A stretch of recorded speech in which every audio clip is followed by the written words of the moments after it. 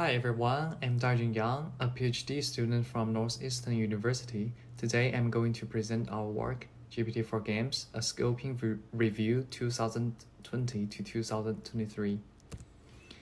Before we get into the paper, let's talk about why we did this study. Large language models like GPT have been all the rage lately, used in many areas including gaming. GPT in particular has gotten a lot of attention from both academics and industry folks because it's not only cutting edge, but also delivers great performance. Actually, there's already research on using GPT in gaming. It's been used for creating game text like character dialogues and stories, as well as for designing levels and 3D scenes, and even running Dungeons and Dragon games. But this is still just the beginning, given its potential for rapid growth, and a detailed review of how GPT is used in games would really help. This review would let researchers see where things stand, spot trends, identify gaps, and guide future studies, outlining the best ways to move forward. In our scoping review, we followed a systematic screening process presented in Prisma framework. To search papers that related to our research topic, we employed the keyword game and GPT to search ACM Digital Library, IEEE Explore Digital Library, Springer, and AAAI. We got 2,098 papers as our preliminary search results. We then screen these results based on these criteria. First, the articles must involve the study of a system related to digital or analog games.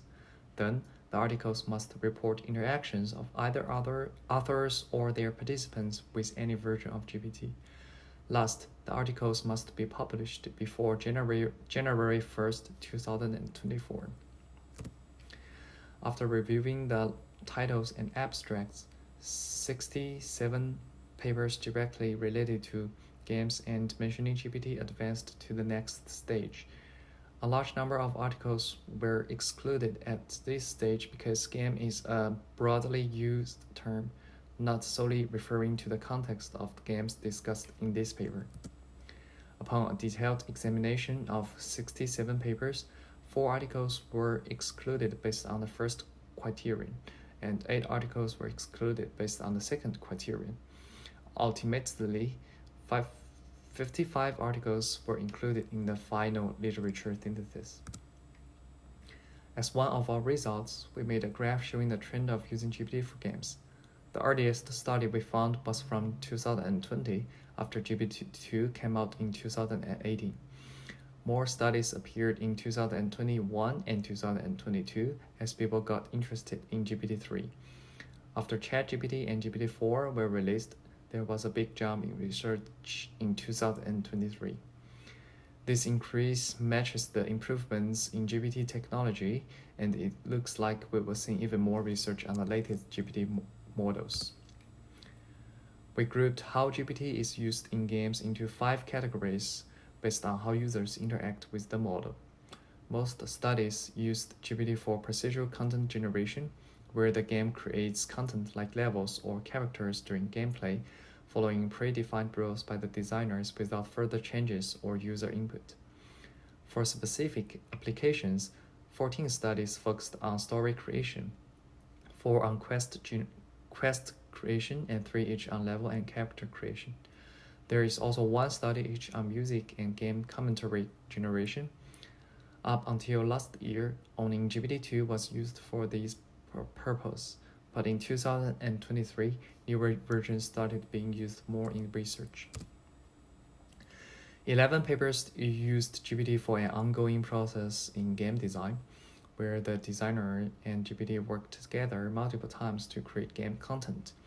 5 papers utilized GPT to help create game scenarios like stories, characters, and scene setups. Another 5 focused on designing game mechanics and rules, while 2 papers used GPT for programming help. There's an overlap, with 1 paper counting in the last 2 categories, making a total of 12.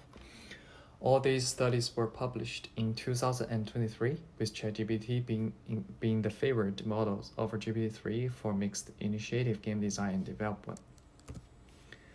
10 papers discussed using GPT to enhance mixed initiative gameplay, where GPT's ability to mimic human-like text helps creatively support players in real time. This is different from the earlier category that focused on GPT's role in design. In this category, 8 papers looked at GPT's role in storytelling, and 2 papers explored its use in assisting dungeon masters. Research in this area slightly increased, with 4 publications in 2023 compared to 2 in previous years, often utilizing the latest GPT versions. 7 papers had GPT play games like humans, including 6 on language games like word guessing, and 1 on the board game Go. Most used GPT-2, but latest research also includes newer models like GPT 3.5 and ChatGPT. The last category is GPT for game user research. We found 3 papers in this category. 1 analyzed game reviews, another looked at comments in live game streaming, and the third used GPT as synthetic participants in the game user study.